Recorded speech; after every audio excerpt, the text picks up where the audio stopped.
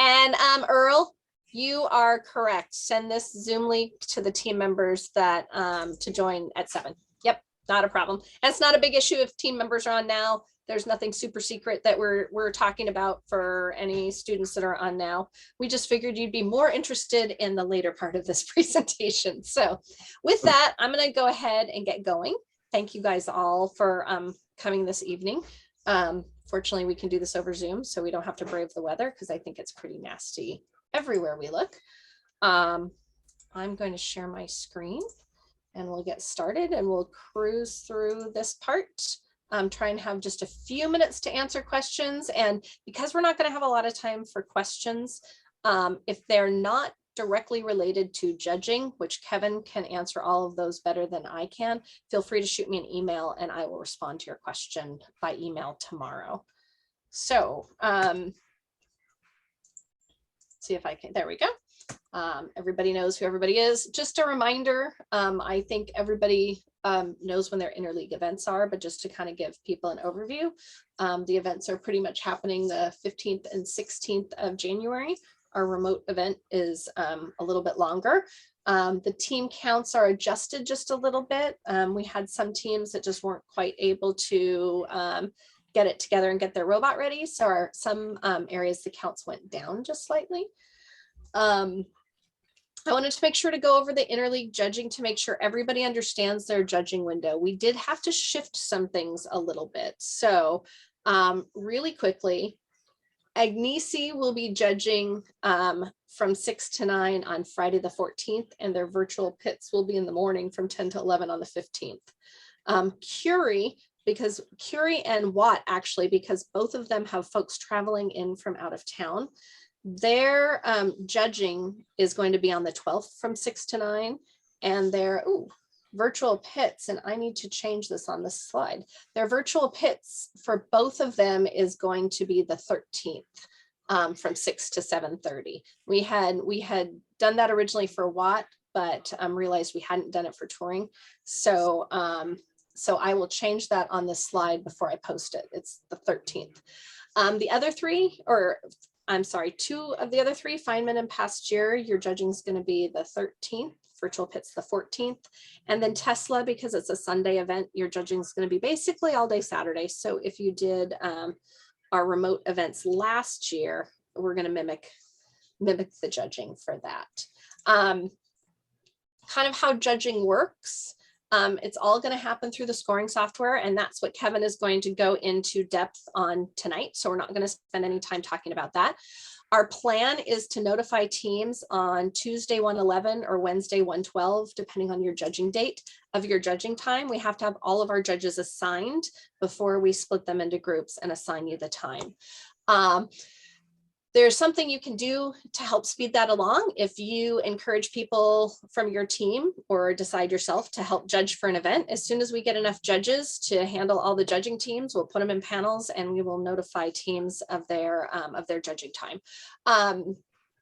You can refer to the previous slide for dates. Again, the teams will be scheduled for, there will be a 15-minute session between 6 and 9. The teams will have 5 minutes for presentation and 10 minutes for Q&A for a total of 15 minutes.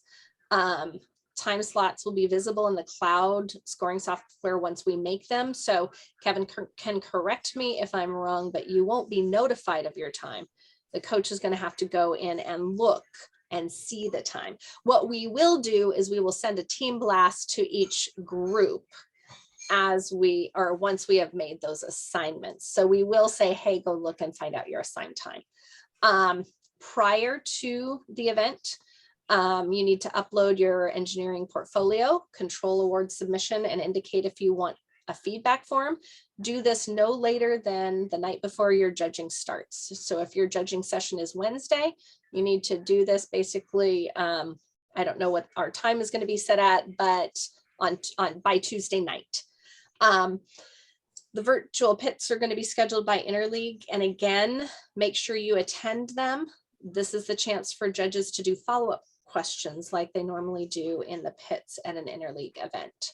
So at The virtual pits, you'll be given a breakout room where the judges can visit.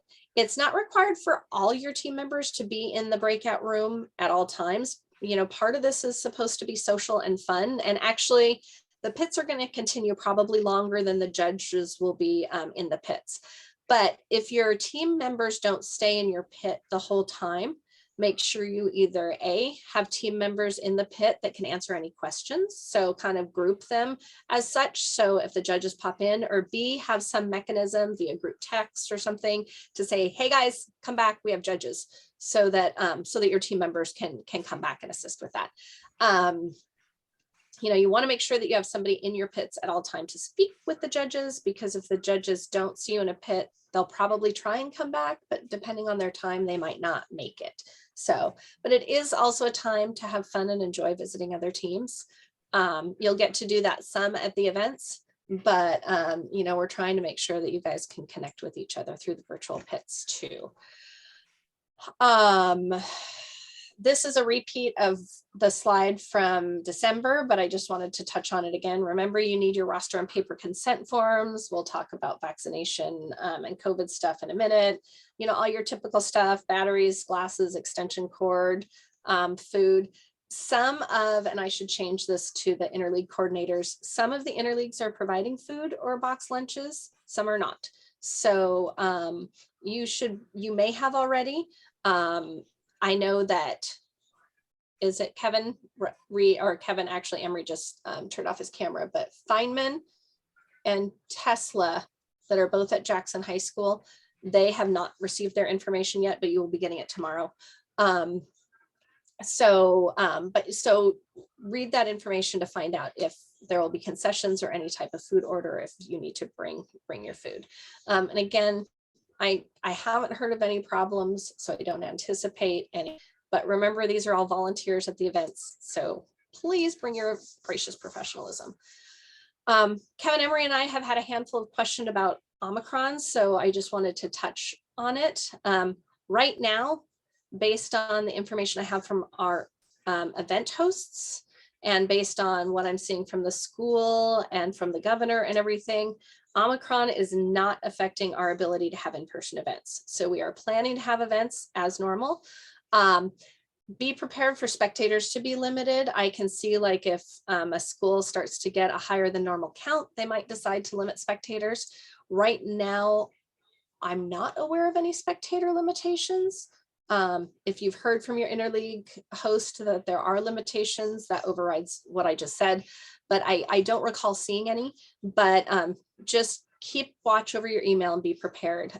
Be watchful of our COVID policy. We have not made any updates, and we're going to touch on it again just as a reminder, but you know, things could change. And again, if we do make a major update, we will definitely send you an email.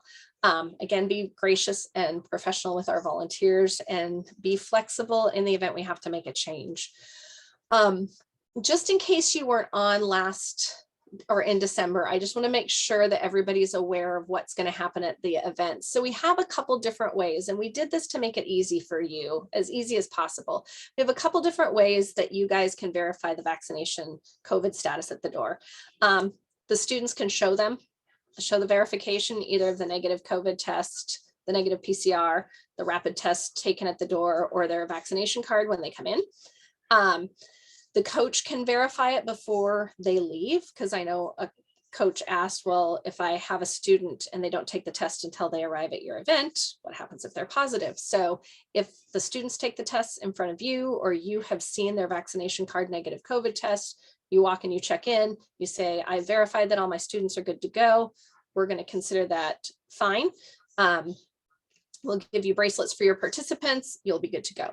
The last option is that your school, some schools I know are doing regular testing for athletes and can incorporate your students into those testing windows.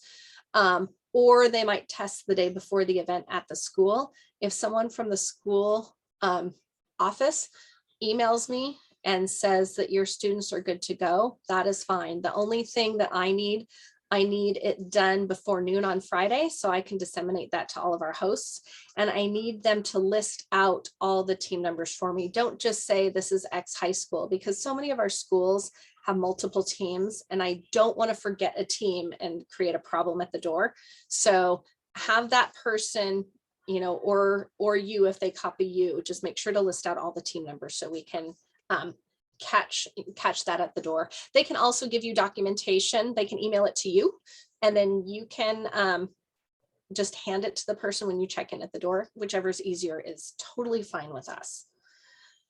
Dean's list. I did send an email out tonight. I know both Kevin's and I are very aware, because I know how frustrated you guys have been with the nomination system. There was a glitch and First just got it fixed. So everybody should be able to nominate their Dean's List students. As I understand, you don't have to pick your interleague event. And that was where the problem lies. Because of the glitch, nominations are due by January 15th. The interview window will be the 24th through the 30th. So once the window closes, First will give us the list. We will work on the scheduling, and then we'll let everybody know. And then the finalists will be announced at our state event. And you do not need to attend state to be a finalist. What happens is after the interviews, then we have a group of reviewers that will review the essay that is written and then the notes from the judges that do the interviews. And then they will announce the finalists. And I believe we are broadcasting state live, correct, Kevin Ross? So if you have a nominee and they can't attend our state event, we will make sure that everybody's aware of when the award ceremony will be, so you can watch that live. We are still in need of judges, as I said earlier. You can learn a lot about the judging process by volunteering. I know when I was a coach, it made me a better coach to volunteer as a judge, because it helped me to understand the types of things that the judges were looking for and the types of things to help my students work on. So you can't judge at the event your team's competing at, but with a bunch of different judging windows, there's lots of options. No experience needed. You can go here. Basically, you sign up from your dashboard is where you sign up. There's a volunteer tab and you can sign up for your dashboard. Another thing we've been getting lots of questions about is our inclement weather policy. So this is our general policy, but as a rule, unfortunately, we can't control the weather, but we assess the conditions at the venue where the event is happening and make a decision based on that. Now, keep in mind, if Everett has no snow and absolutely everywhere around there has snow, and for some reason they're in a pocket, obviously we're going to make a decision based on, based on the conditions around there. But people are having to travel a little bit of a distance. And so, unfortunately, we can't always cover the entire distance. We also have an exception with our group that's coming over the pass. We're very aware that the pass is closed now. We don't want teams traveling if the conditions are not safe. So, we are going to be looking at all of that.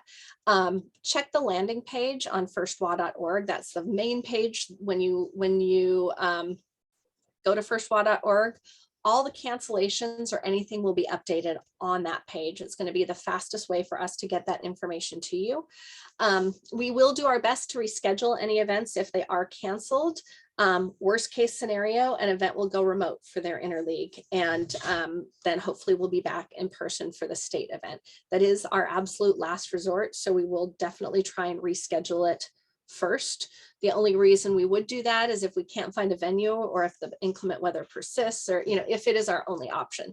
So if we are concerned that there's a problem, we'll send an email out late last week to say, hey, watch our website. But again, check that the night before and the morning of if you're concerned. Is there a deadline for when we will no longer cancel? No, because we could wake up that morning, and if a snow hits like it sometimes does here the night before, and I get a call from my host saying that the school will not allow anybody on site, we cancel at that moment in time. So as a rule, I would say something will be posted by 6 a.m. the morning of the event.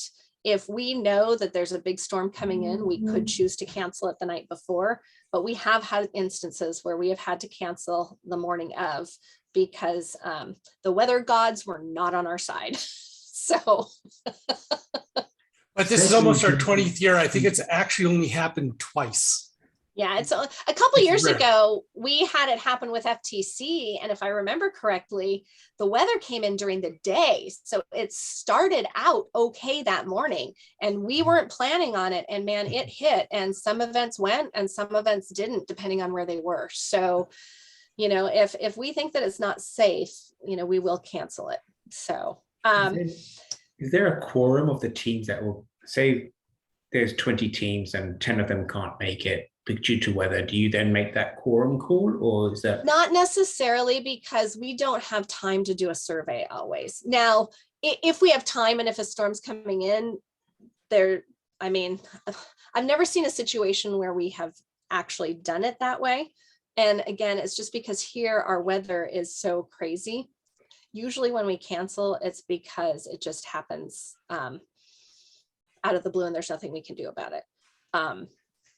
So, and again, we also have teams coming from Tacoma or other areas. So we will try and look in a larger area. And if it looks like there's, you know, a group like the group coming over from the pass, if the pass is closed and we know the pass is closed, like right now, we will announce that we're not going to hold the event because we're not, you know, we're not going to have teams trying to navigate the pass if it's not safe. So I'll say, to answer the next question in the chat, the interleague host does not get an automatic advancement to state in the state of Washington.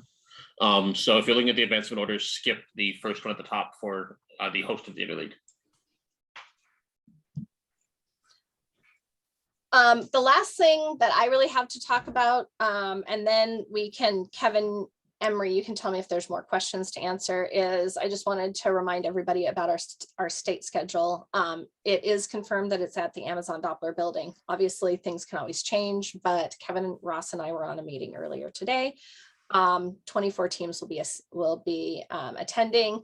The judging will be remote, and we'll give more information after the interleagues as to exactly what days those are. And we have 2 teams advancing from Washington to championships in Houston.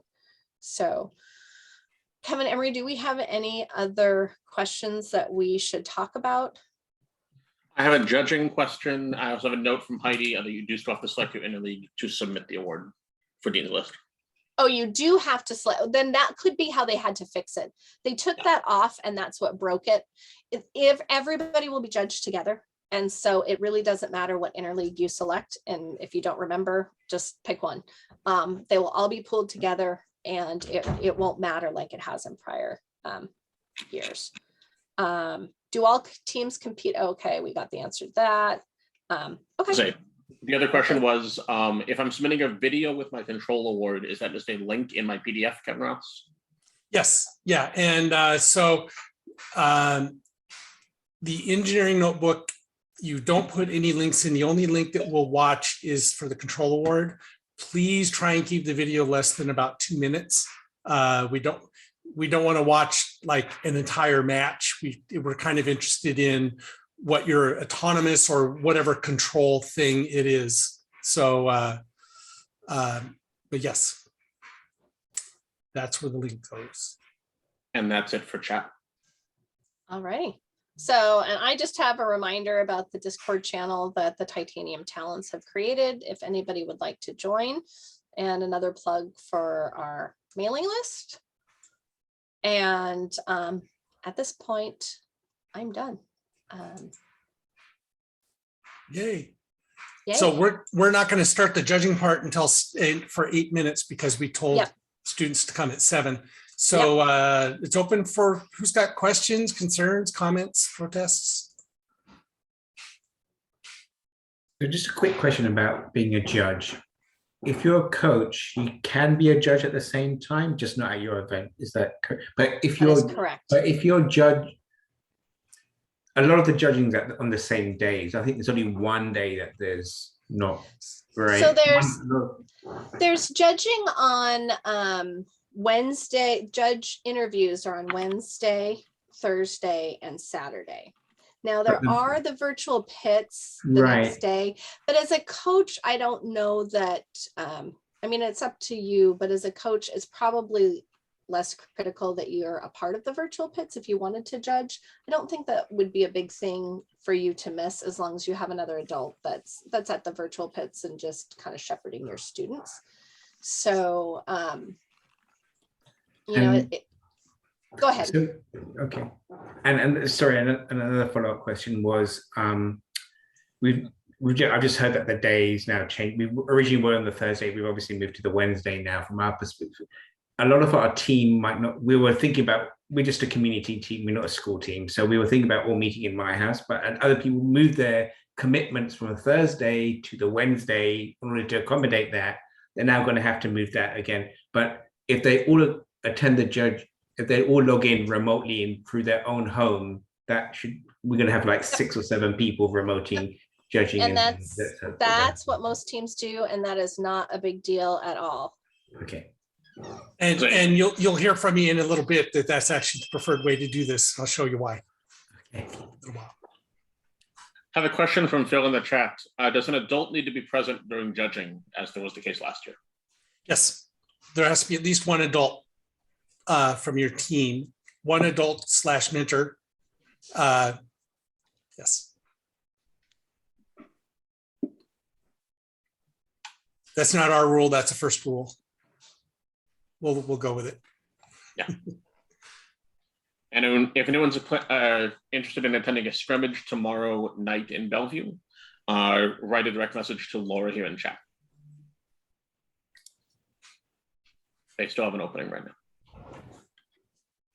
Yeah, my team. I think one of my teams is going. They've been kind of fun for the students and a good chance to get a little bit of driver practice. Because we're really looking forward to seeing what Alex has done with the slides.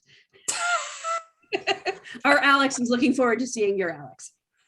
Good. I'm glad to hear that. My Alex is a unique individual. I think he may be on here somewhere. So Marcy, that's confirmed. Your school is underwater. I'm really sorry to hear that. I know our kids were really looking forward to having Adna come. So I know. We were really bummed. Super excited to come. Gonna travel. I told them to get out today before it flooded. Yeah, before they could stop you. We left school at noon today. Oh my gosh. Yeah, and no school tomorrow already. Let us know if there's anything we can do. Yeah. So it's in the building? I'm up on a hill, and the elementary is up on a hill where the robot is. So, you know, that's good. But you can't get to your building? I can. Oh, okay. I'm right next door. I live right next door, but they've asked us not to, just because they said that we couldn't go to the building. So that's Adna. That's Adna down in Chehalis. Chehalis, yeah. County. Yeah, Oh it's my really goodness. bad right now. The weather is just so crazy everywhere. I mean, Yeah. you know, it's just insane. Yeah. Yeah. We were really bummed. We really were excited to go and compete with some different teams. Well, a lot of the teams that we did in the beginning, but you know, now that everybody's kind of perfected their robot a little bit more. Oh goodness. Yeah, we were all very excited when they plowed the county road down. I live on a private area, so I'm the snowplow guy in my neighborhood. But the county road, they came and plowed it, and they plowed all of this pile of snow into the culvert. Now the culvert is blocked up, and there's a lake at the end of my driveway that I have to go deal with because they won't be back for weeks. So. Yeah, at least you have a snowplow guy though. I have a snowplow, but it's actually, I'm gonna have to take my excavator down there because it's Well, a but huge okay, pile. you are the snowplow guy, but still. I am the snowplow guy. It's all good. All right, so it looks like we've gotten a few more people to show up here. Any other issues that we can deal with for you for the next 3 minutes? We can solve the world's problems in 3 minutes. Absolutely. Let's say I'll call out if it's a date that's visible to teams, the submission deadlines for all of the interleague events for your judged materials are now in the system. It's the night before / the midnight at the very beginning of the day of when judging starts. That is in the system now. It also does allow for late submissions. So if it's 12:15 in the morning and you realize, oh shoot, we didn't do it, do submit it, it's fine. But that should now be in there. I know I've gotten several questions around that. All right. So now we're waiting politely, and we'll give it just a couple more minutes. And since the whole thing's going to be recorded, we will not wait too late. I am going to leave all you lovely people and leave you in Kevin Ross's good hands. So enjoy the rest of your evening. And judging, when should we expect to be notified of our assignments? the 11th or 12th, depending on when your judging window is. Right. I know your scheduling was really hard this time, but maybe next year things will be better. But if it was a little bit, spread out, then it would be easy for coaches to go judge. It's all together and kind of hard to manage it. Yeah, and that's very true. Keep in mind we have, and actually the weekend of February or of January, by the way, I have a big calendar over here. That's why I keep looking this way. January 22nd and 23rd, we have, I believe, three remote FLL events. And so, it really doesn't matter which program you judge for. Being on the backside and learning what the judges are looking for, regardless of which program. So if you're really interested in judging and it's just not going to work for First Tech Challenge, consider doing it the following weekend, because they definitely need judges there too. And those, like the presentations those kids put together, just knock your socks off. So so that would be my recommendation, is if it's something you're interested in, try judging for FLL the following week. Is FLL judging actually all day? I do not know. Probably the judging, usually what they do 7 to 5 today is, usually what they do is they do interviews in the morning and then the deliberations in the afternoon. I am assuming that is what they're doing. Sounds like Laura confirmed that, but if somebody's interested, give me a shout and I'll connect you with Mara just to confirm that. But it sounds like it's probably 7 to 5. And there's also FRC judging in March. If you would like to wait till after the season, I think we're still looking for first robotics competition judges as well. So, yep. And we're hoping to do remote judging for that too. Is that going to be remote this year or in person? We're hoping for it to be remote, but we don't have all of that confirmed yet. So they don't have a mechanism to do remote judging like First Tech Challenge and First. You mean you're hoping it's going to be in person? No, we're hoping that it's going to be a combination of remote and in person for match observers, and some in person, but also remote, because I think we have a lot of people who are interested in doing it remotely still. So, yeah. Okay, well, with that, you guys have a lovely evening. okay. Oh boy, it's my turn to yak. So what we're going to go over tonight, and I am going to share my screen here, but I'm going to bring it. I should put all of that off of the screen. There we go. What I want to show you is what remote judging looks like, and specifically how you're going to access things. And there's a whole bunch of windows on top of my thing. All right, so generally how this is going to work is that we are going to have a 3-hour window where we are going to do judge interviews. And so every team will have an appointment, and I'll show you where to find your appointment. And so the appointment's only going to take about 15 minutes. So you could allocate like 25-30 minutes for this in total for the interview day. And then and what will happen is the judges will collect some information from you and such, and we'll talk about the details of that here in a sec. And then the next day, we're going to do something called virtual pits. And that is an opportunity for for all of the teams to come strut their stuff and show other teams what they've done. But more importantly, it's a chance for the judges to come ask follow-up questions. So that's sort of the idea. And that's why you've seen that there's an interview and a virtual pit. And the virtual pit is actually part of the judging process. How am I doing? Was there a question? Good. All right. So if you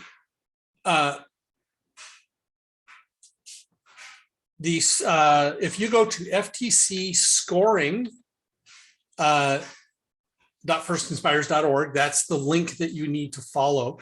And the link needs to be followed by the coaches. If you are a coach, either the main or alternate contact, you will have access to what I'm about to show you. So students don't actually need to go do this, but the coaches do. So I'm going to go to FTC Scoring, and sorry, I'm logged in on another screen, so it came up already. You'll get a screen that looks a little bit like this. Please ignore this whole section. You won't have that. That's because I do lots of things with First. You will end up with a section that lists all of your teams. I have 3 teams this year, so here they are. And so this will allow you to click on a team, and these are all of the events that this team, one of my teams, JakeBot, is enrolled in. So you can see that our league meets are here, and we have some, there's a little bit of messiness in here there's an extra judging practice event that we found a bug in the First system. Yay us. So you can ignore this one. Today, if you wanted to go play with this, you can actually use Practice Penguin. It's just a dummy name for a dummy event. There's no actual judges involved there.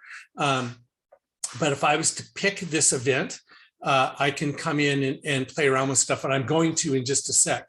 You'll also see that the Pasture Interleague, which is the actual official event that this team is going to, is listed. And you can see that there is a judging tab there. So what you'll do is I'm going to go play with the practice event for now. I'm not going to deal with that one. So if I come up here and click on judging, I'll get a screen that looks like this. And this has a link. This link, I'll follow it in just a sec, is the link that you're going to share with all of your team members. This link is particular to your team and your scheduled appointment time. Don't, you can't really share this with another team if they don't know what their link is. This is very specific to your team at this particular event, okay? So, and we're going to take a look at this thing in here in just a couple of minutes. The other thing that you can do is you can submit your engineering portfolio. You can submit your control award, and you can also ask for a feedback request form. Just for example, team 13648 here, I'm going to upload an engineering portfolio. Here we go. And this will show you all of the versions that you've uploaded, but there currently aren't any. So I'm going to upload a file, and I'm going to do, how about I go and get us a PDF document that is of the appropriate size. So I'm going to go to, I happen to have done this the other day. This turns out to be a 15-page document. There it is. And I can upload this. And so I'm going to get a PDF file here. There it is. And so that is basically how you upload this engineering portfolio. I will touch a little bit more on exactly what should be in there in a minute, but mechanically, this is how you do it. And you can upload multiple versions of this thing. The judges will always look at the newest upload, right? So the system will automatically do that. If you uploaded the wrong thing, you can remove it if you want. So that's kind of all of the controls you have. It isn't terribly terribly mystical, but that is where you upload your engineering portfolio. Okay. How am I doing? Questions so far? Pretty good. Okay. All right. So same thing with the control award. The control award, again, you upload a PDF file, and it's the exact same process for that. Okay. And then the feedback request form is a little bit different. You can say that you can give us a little bit of details about your team, and then the judges, when the judges go to do this, they will have a form that they fill in that is sort of like a checkbox sort of format, and they will do that for you if you request one. If you don't request one, they will not. If you try and request one after the event, we don't have the information for you. So if you'd like to do that, if you'd like to get some feedback from the judges, that's the format that we're using. Okay, those are the 3 things that you can submit. Okay, how am I doing so far? Good. All right. Had a couple of small questions in chat. One, is there a reason to leave more than one revision submitted at the time of any given file? No, not really. But you can. Yeah, I guess not. All right. I don't know why the function is there. I don't. We've never actually used it. So I mean the older versions.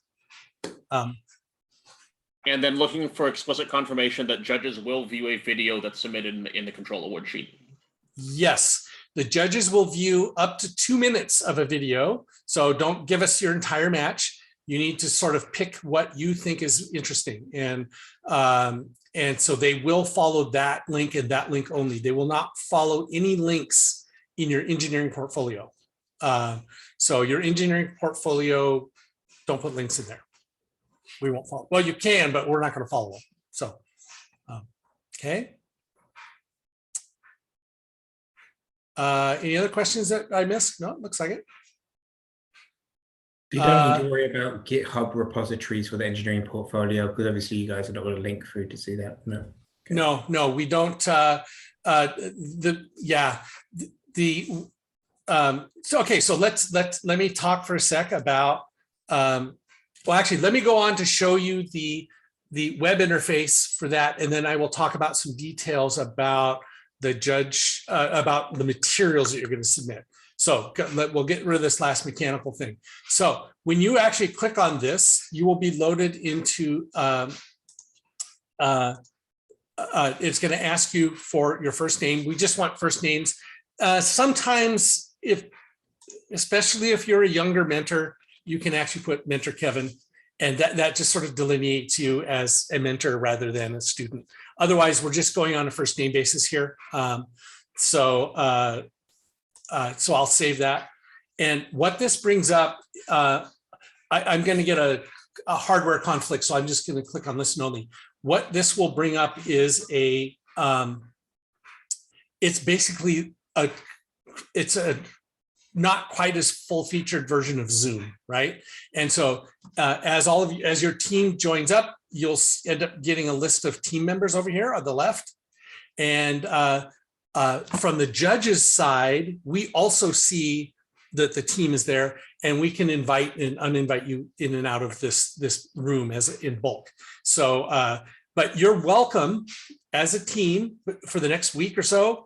Go in and play with this, try this, make sure you know how it runs. You can share your screen. Oh, well, this could be weird.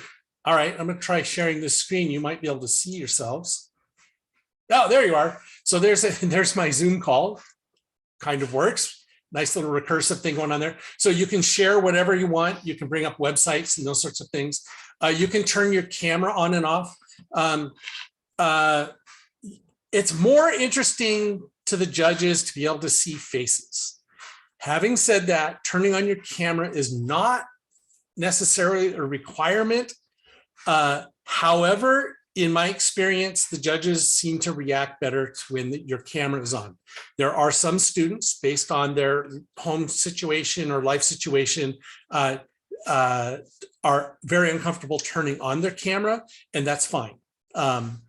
However, I think it does, if your entire team is just doing an audio call, I don't think it's as effective. Just saying, not a requirement, but And there are some other controls that you can do. If you click on somebody, you can do some emoji stuff. I don't really know that that's useful, but down here under actions, you can do a few things. I think the normal case is that somebody here would share their screen and then show a PowerPoint presentation if you wanted to show things to the judges. That's usually the best way to do it. Or you can bring up a website. Anything you can show on your computer, it should show up. Okay. So I think that is the usual use case for this thing. So that's what I would recommend.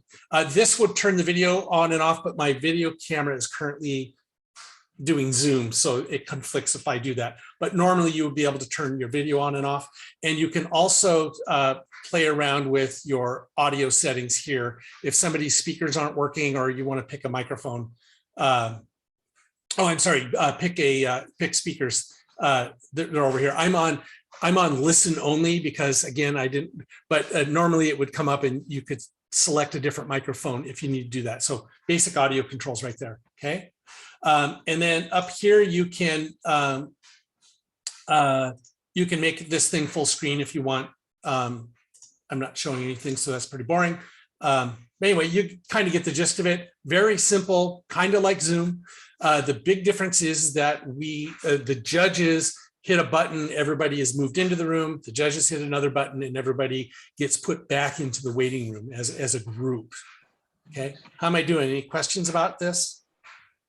Not on this, but is there a file size limit on the portfolio? Not page count, but disk file size. Not that I'm aware of. There's nothing in the manual. Yeah. Now, having said that, remember the judges need to be able to download this in a reasonable amount of time. So don't go uploading a gigabyte. Don't embed video. Don't embed huge things. This is supposed to be a printable text document in PDF form. So please don't put multimedia in there because you put in a gigabyte, it could take the judge the entire time to download your engineering portfolio, and they may give up because they may run out of time. Okay. Not everybody has fiber connection to their house. All right. Just to go over the format once we're in and the judging starts, with the judging then, does the 5 minutes start then and the students are expected to start the call, or would the judges first acknowledge the students and then they'll be asked to project the 5 minutes presentation? Yeah, so the judges will probably say, hey, hi, everybody, I'm Judge Kevin, and I've got over here other Judge Kevin, and we're happy to see you. If you'd like, you can take the first 5 minutes and do a presentation, or we can just start asking questions. Sounds something about like that. Okay. They won't just be in silent waiting for the 5 minutes, but waiting for the student to do that. Okay, no, there'll be the perfunctory, hi, how are you, right at the beginning, but then students have up to 5 minutes. There's no buzzer at the end of 5 minutes, but if you start going much past 5 minutes, they will actually start interrupting you politely, hopefully. So try your best to keep it under 5 minutes. We are expecting students to speak and mentors to keep their mouths shut. I never join these things because I can't keep my mouth shut. So I let my kids in to do this. And my other mentors know to just sort of like, you're just there to watch. We need to have one adult there, right? You said. So we just have another adult outside of the coach. Okay. It doesn't have to be outside of the coach. It just has to be another adult. Yeah. Okay. Right? One adult member. And last year we spent the first minute or two making sure all the kids had their microphones and their cameras and just getting everybody comfortable. So, everybody who judges will be very kind and considerate of that. However, if it's taking 5 minutes, we may have to go with who's there. Standard Zoom teleconference rules apply at the beginning. Can you hear me? You're muted. All of the standard stuff. Okay, so there's going to be about a 5 minute up to 5 minutes. If you don't fill out your 5 minutes, they can just end it and say, all right, that's the end of our prepared presentation. If we'd love to answer questions, something, give the judges a hint. And then the judges will ask questions for about another 10 minutes. So you'll expect to be with the judges for somewhere between 10 and 15 minutes. And then you'll be done for the day. Okay, now the content, you can, during the presentation, you can use the presentation wisely. Be sure that if your team is particularly proud of something that your team has accomplished, the reason for the presentation is that we want teams to be able to highlight what they've done well, highlight what they're proud of, highlight where they screwed up and recovered, whatever, however you want to do it.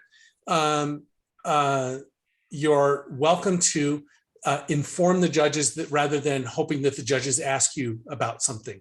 And so that's the reason for those 5 minutes. So, it's your opportunity to make sure that the judges at least hear part of what it is that you want to tell them, as opposed to hoping they ask you the right question. That makes sense? For the next 10 minutes, they may end up asking you random ass questions that you never thought of. There is not, the judging material, by the way, is available. In fact, if you go to, if you search on the internets, First Tech Challenge, volunteer resources, there it is. If you search for this and go to that website, First Tech Challenge Volunteer Resources, this is all of the manuals for the volunteers that do this stuff. And one of them is the judge's manual. It's right here. We have no secrets. If you want to know what they're looking for, what the criteria are, what the process is the judges normally use, have at it. It's never been secret. If you'd like to read through it, you're welcome to. Including students. I mean, this has just been publicly available for years. So anyway, so if you're really curious about what the criteria are in the game manual part 1, and they talk about things. The game manual changed this year. In fact, actually, there was a change right at the beginning of December. So if you haven't read game manual 1 for a while, there were some changes having to do with the engineering portfolio versus the engineering notebook. In the past, we've had the idea of an engineering notebook, which was up to 2 3-inch thick binder books that you could have documented your whole season, everything you ever did. The reality is that there's no way for the judges to read 2 3-inch volumes of material. So we elected to go with an engineering portfolio, which is you guys telling us in 15 pages or less what you feel your accomplishments are. Tell us a bit of the story of how your robot developed, changes that you made. You can add pictures, you can add CAD stuff, anything you want to put in there. It's really kind of a free form document still. It's only a year old, so we got some pretty good examples last year, but we hate to hold up examples of this is the best engineering, because then if we hold up examples of what is a perfect engineering notebook, everybody will just copy that, and that really isn't what we wanted. So we're still trying to figure out the best way to show everybody what a good one looked like. But remember, somebody has to read this thing. They're reading it in not a large amount of time. So please make it readable and something that, if you can follow either your timeline or the evolution or the process for things, that's kind of the right way to do it. Feel free to tell us where you screwed up and how you recovered from it, or design changes or things that you really wish you would have done differently. Those judges kind of like to hear that. That's part of the engineering process of learning things. And so don't be afraid to point out that, in the early stages, we tried this and it didn't really work very well. So we went in, redesigned it. And so now instead of grabbing the things like this, we now grab them like this, and there's a reason for it. Those sorts of things.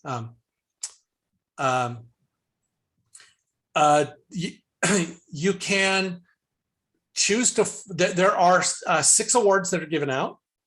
And you can choose if you wanted to kind of focus in on the ones you think that you're going to be good at and kind of ignore the other ones, right? If, especially the past couple of years, outreach was particularly difficult for a lot of teams. So we would be surprised if we saw a lot of outreach activities with teams, although some did, and certainly highlight those. But, you know, tell us your strengths is really what we want. Okay. How'd I do? Is that sounding good? It is, there is a 15-page limit. You may have a 16th page, but the 16th page is a cover page. And we really kind of highly request you do this. Please give us a cover page with your team number, where you're from. If you've got a logo or you want to put a picture on, that's great. Don't add technical content, or we'll end up calling that too many pages. So it's really just so that we can visually see whose document that was. So I'm going to ask a question on that front, mostly because 4042 posted the example here in chat. Okay. Is it okay if the title page has the entire table of contents? No content, but it's the index for where all of the content is. There's a link in chat if you want to click it and open it and see what I'm talking about. No, don't do that. Yeah. Yeah. We really intended that to just be an identification page. And I think a table of contents would qualify as content. So no. A related question, can you have a picture of the robot? Yes. If you want to put a picture of the robot on the first page, go for it. That's fine. It's just sort of like a visual identifier. So I think I would say, if you wanted to, we need to tell you what should be on there, I would put your team number, team name, where you're from, picture your robot, then go to the next page. That would be 100%. Photo, okay? Yeah, if you wanted to do a team photo, I think that would be okay. We try to limit team photos because of the youth protection program. But having said that, I don't know that we've made a rule against it. So we want to be able to identify who you are, or we want the judges want to be able to identify whose portfolio this is really the reason for the 16th page. Okay. Good. All right.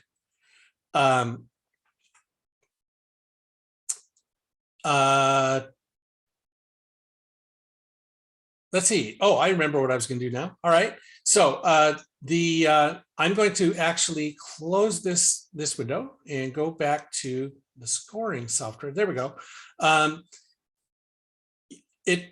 We have not scheduled all of your judging sessions yet, but if you're wondering when yours is going to be, you will end up going back to, I'm going to Practice Penguin here, and you can see we've told you when your judging session has been scheduled. It's right there on the page. And so we have not done that for the interleagues yet. You can see there's nothing down here. And so when we publish a schedule, it will show up here. So there you go. And it is our intent, once we publish that schedule, we're not going to change it. Common questions: can I schedule? Can I get a specific time to get scheduled? The blanket answer to that is no. The scheduling software is going to randomly assign you to a judging panel during the block of time from 6 p.m. to 9 p.m. And it is kind of a nuisance. And while it is a nuisance for us to go in and try and change it manually after we've generated these schedules. So we really, really prefer not to do that. Having said that, if it's absolutely impossible for your team to do that, we would make an accommodation, but I'm telling you right now, it's going to be like pulling teeth and it's a complete pain in the ass. So please don't ask. But if there's no way that your team could possibly do the time that we gave you, we're willing to talk to you about it. Okay. and you will end up talking to either Kevin Emery or myself about that. And okay, please don't do that. We'd appreciate it. Okay, now the second part of this of the judging. So again, we've got the little 15-minute. It's a half-hour long appointment. You can see that they're always at the top and bottom of the hour. The reality is that your part of it, you'll be dismissed after about 15 minutes. The next part is called the pit interview, and there are two ways that we could have done this. One is schedule you another appointment on the next day for the judges to come back. It turns out that it's really, really hard to schedule those. And so what we've opted for is to do something called a virtual pit. That will be done via Zoom.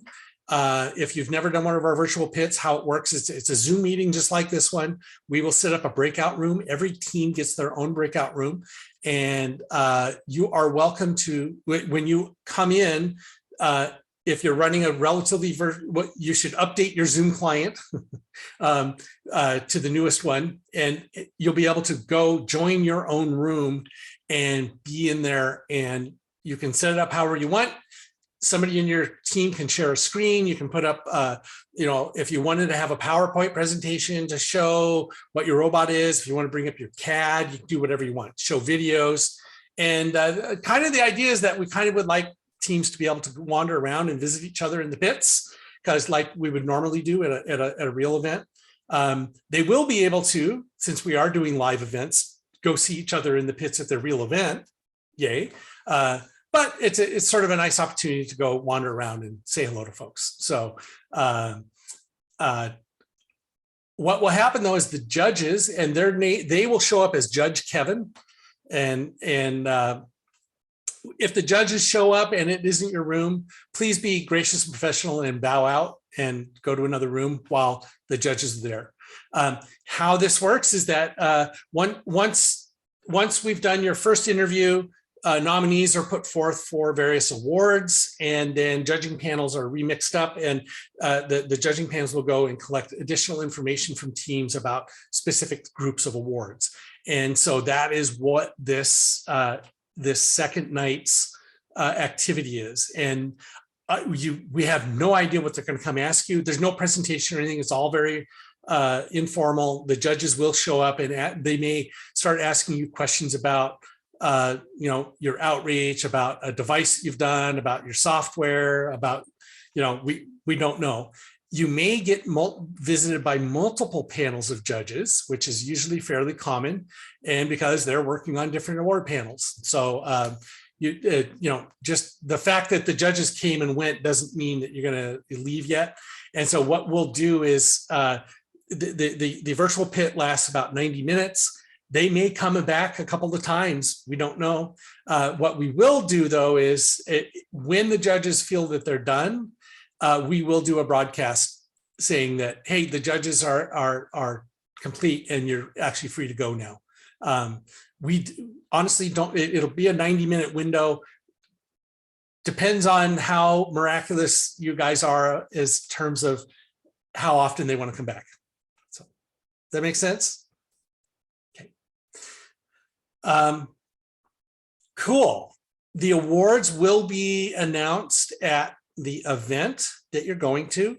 Agnesi, which is, we do have one remote event. We will have hi Christina or Christine. So your event, we're talking about it tonight. We realized we forgot to schedule an award ceremony. We'll figure that out. And it'll, whether it's day of, we're not sure. Okay. Okay. Is there any, I'm now open to questions. Sorry that I'm really good at monologues. Apologize about that. Did anybody have any questions about what I just told you? The chat's clear with questions. Sorry, I'm very new to this. So the whole virtual thing, I'm asking a lot of questions. I apologize, but I just want to make sure I understand the virtual pit and the presentation. So the kids just hang out there, showing their presentations, etc., and we just wait for somebody to come. Yep. And then it could be any time between that 3 hours, 6 o'clock to 9 o'clock. Actually, on the second night, I believe it is 6 p.m. to 7:30. So it's 90 minutes. Okay. And so the first night will be the formal interviews, right? Where you can give the presentation stuff, and that's the 15-minute thing. The second night is that 90-minute window. And as long as somebody is in your room that can speak to the judges, that is not an adult. Judges don't talk to adults. If you have some way of bringing all your students back, or if that person is your team spokesperson, the other students are welcome to go visit other teams in their rooms, because you're in Zoom, in the breakout rooms, you're able to navigate rooms. We will have somebody in the lobby of the room in case your students aren't able to navigate, and we can assign you to rooms. So we'll take care of that. Does that make sense?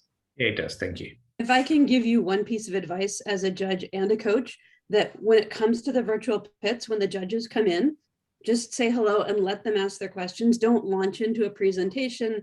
I've actually had to cut teams off because in the past I've judged for certain things. I'm looking to have certain questions answered. And if I'm judging for design and control, which I did last time, I don't want to hear about your outreach. I'm sure it's wonderful, but that's not what my sheet says. I have to put numbers on. So let the judges ask and just smile and then answer them. Yes. And answer them succinctly and quickly if you can. They don't need to hear a long story because they may have 5 or 6 questions, and everyone that takes more than 10 to 15 seconds to answer delays the judging. Yeah. So I don't know if this was answered earlier. Can the kids have their robot during the virtual pits and point to the robot if they have to answer a question? Sure. And so that, you thank you for the segue. I appreciate that very much. Let me tell you about some experiences that we've had in terms of how to do a good one of these remote judging sessions. We have found in the past that it kind of works better if everybody has their own screen, one of these little boxes. It turns out that Zoom actually can handle 2. I could put somebody else's face right here. Once you start to get to the point where you've got room for 3, you get like this. And actually Heidi's there with 4 people. And now you're kind of getting to the point where you can't actually tell who's talking, right? And it becomes hard to see, okay? And plus, as I'm moving away from my microphone, well, I have a very, very high-end mic here, so it's picking me up. But usually what happens is that it starts to become hard to hear You people. can't see what you're talking about. Yeah, can't see what you can't see, and also you can't hear because the common thing to do is stick a laptop and then get everybody lined up. Kevin, to be clear, what people are saying is they can only see the share. They didn't see any of your video that you did. No, I think they have to be set up in side by side, or it's your Zoom settings. So see if you can set it up so you're seeing. There we go. So watch me do this. I can. There you go. I think there I am. Here I am. Hi. Okay. So again, if there was another head here, you can handle 2 people in one window. But as you start to move back and away, you start to get to the point where it's going to be hard to tell who's talking.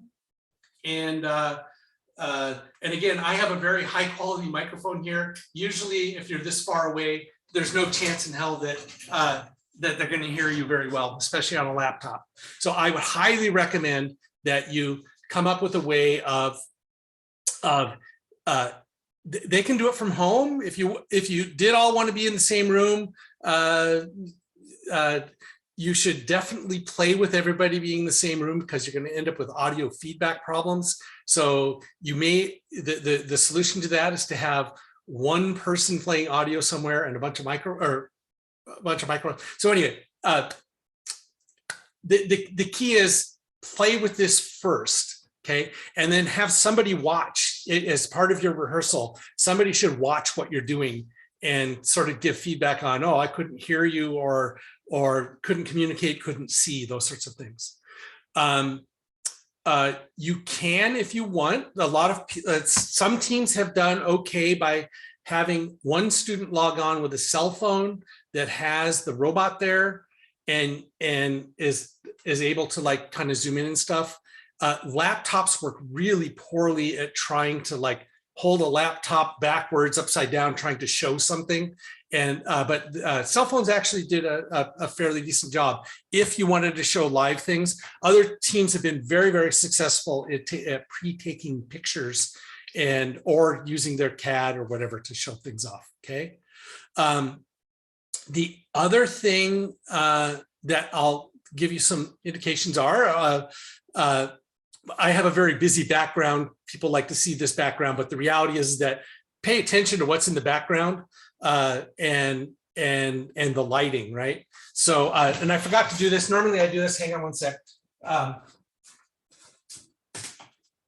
right. So this is dark, right? And I'm backlit. And this is not you know, this is really common for high school students. They're sitting in their bedroom and they've got like a window behind them. And so the light is coming in and there's no other light in the room, right? And so cameras don't really do well with this and it gets fuzzy and stuff. So I've got, now I've got a couple of lamps here and the light's off behind me, that my milling machine is on, otherwise that would be gone. And that seems to work well. So what you kind of want to have is the light needs to bounce off your face and head for the camera. You don't want to be backlit and because it's kind of hard to see stuff like that. So there are a few things that you can kind of play around with to just sort of improve your video quality a little bit. Another really hyper good tip is your camera, whether it's your cell phone or your laptop or whatever, find the camera and make sure that it's at your eye level or above. Because if it's down below you, it's usually not very flattering, and this looks better. This looks more conversational, and it's just a way better look. I've seen a bazillion of these interviews, and you know, for God's sakes, don't lay in bed and hold the laptop up like this. No, nobody on the planet looks good laying on their back. So anyway, but this allows you to allows you to look like you're actually tuned into the conversation as opposed to laying back like you're about to fall asleep. Okay, so just a few pointers about high camera, light that is bouncing off of you and headed for your face, and try not to backlight yourself. So watch out for windows behind you. And again, try this, have the students try this where they think they're going to do this. And, you know, you don't have to have sophisticated lights. You can just go get, even if it's just a table lamp in front of them, a bright computer monitor. I've used that before. I just make sure that my second monitor is all white, and that's usually enough light to get things. Okay. Microphones, a lot of students have gaming headsets. Yeah, those are fine. I'm actually using I have a lapel mic that is for video, and that's fine. I've used earbuds with the hands-free thing. Those work pretty good. So again, have everybody try their setup, listen to them speak, make sure that it's audible, because it sometimes the judges are having to go, the person talking really, really quiet and I can't hear what they're saying, you know, and if you want to make sure that they can hear what you're saying. Okay. Cool. Any questions about that? And again, use that practice session. Your kids can go on, try, so another thing, when you've got a group of students, let's say you've got 8 students on your team, knowing who's going to talk about what can be hard, and actually coordinating who's going to answer the question can be hard. And so I saw one team during their first interview last year, the judge would ask a question, like 3 kids would all say, would start to answer. And it was just like this start, stop. Oh, you go, no, you go. Wait, no, I'm going to go. You're going to go. Who's going to go? Right. The second time they came back, it was beautiful. Judges would ask a question. One student would say, I would like Alex to answer that question. Alex. And he would go ahead and ask. And so it was sort of like a director or a host, an MC. And apparently they had worked through who was going to answer questions about what things. And so rather than everybody jumping in trying to talk at once, they had a very nice way of making transitions and knowing who was going to talk about stuff. Judges do like to hear from more than one person on the team. So one person doing all the yakking can be a bit of a problem. That they're looking for a team effort, right? It's fine that, if one person did the hardware and one person did the software, that they may not be able to talk authoritatively about all things, but judges do like to see things distributed a little bit around the room. Students tend to talk too fast. So that's a skill to learn, is to not try and get 400 syllables per second out of your mouth. They don't come out well. So again, a practice round, slow the pacing down a little bit, give the judges time to hear and listen to what you said. Okay. All right. Any questions about any of that? I'm going to unpin myself because, I guess I can't do that. How do I, well, I guess I'm pinned. Remove spotlight. There we go. So what else do we got? Any other questions?